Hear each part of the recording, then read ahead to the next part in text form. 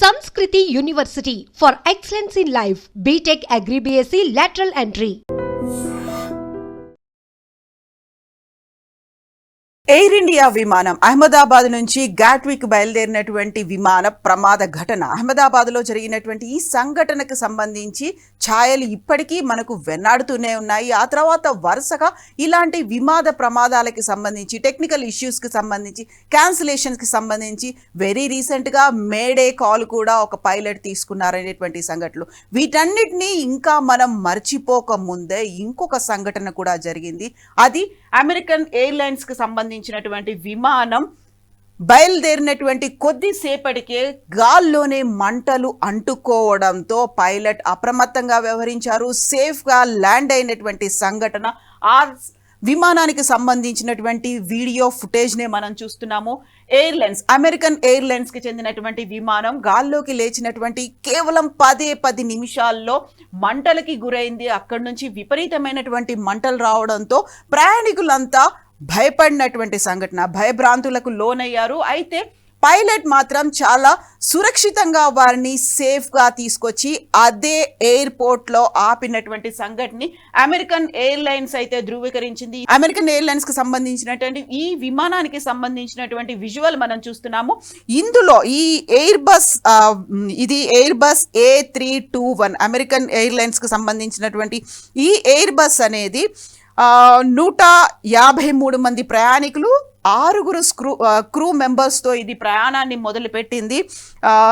American air flight 1665 start అయినటువంటి కేవలం 10 నిమిషాల్లోనే మంటలు అంటుకున్నాయి. దీంట్లో ఉన్నటువంటి 153 మంది ప్రయాణికులతో పాటుగా 10 మంది క్రూ మెంబర్లని సేఫ్గా ల్యాండ్ చేశారు.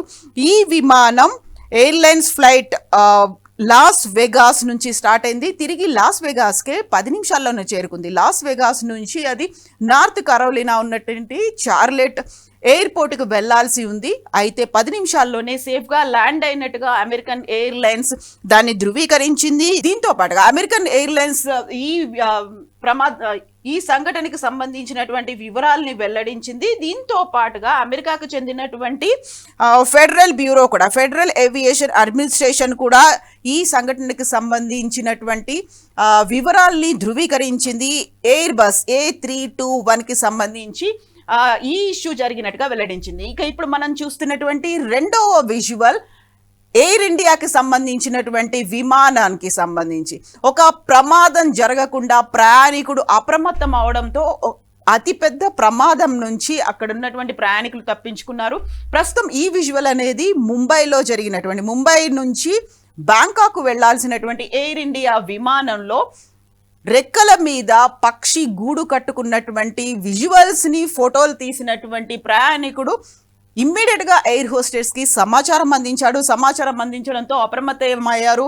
అక్కడే ఉన్నటువంటి క్రూని పిలిచారు. అక్కడ మనం చూస్తున్నటువంటి ఈ విజువల్ అనేది ముంబైలో జరిగింది.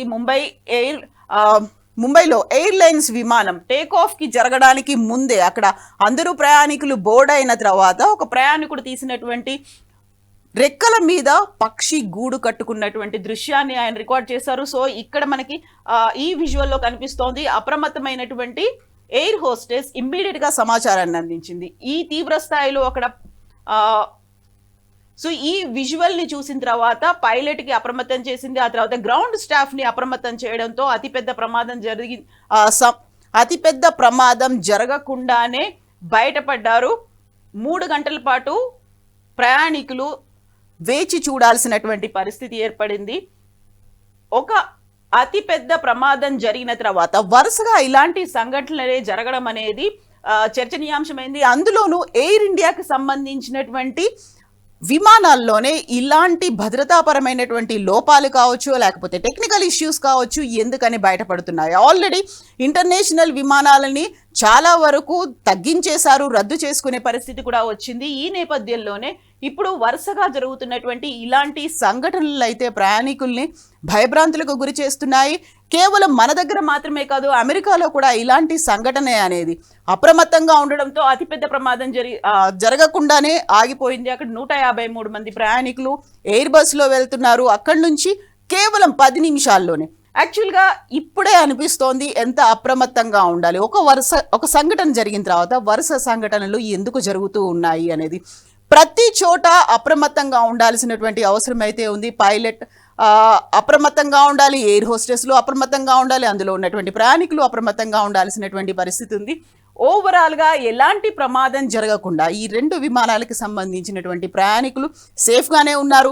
ఆలస్యంగా బయలుదేరింది అమెరికన్ ఎయిర్లైన్స్కి సంబంధించినటువంటి విమానం. నిన్న బయలుదేరాల్సినటువంటి విమానం 10 నిమిషాలు టేక్ ఆఫ్ అయి వెళ్ళిన తర్వాతే వెనక్కి తిరిగి వచ్చింది. ఆ తర్వాత దాన్ని ఈరోజు సాయంత్రానికి మళ్ళీ రీప్లేస్ చేస్తున్నారు, టెక్నికల్ ఇష్యూస్ వచ్చాయని.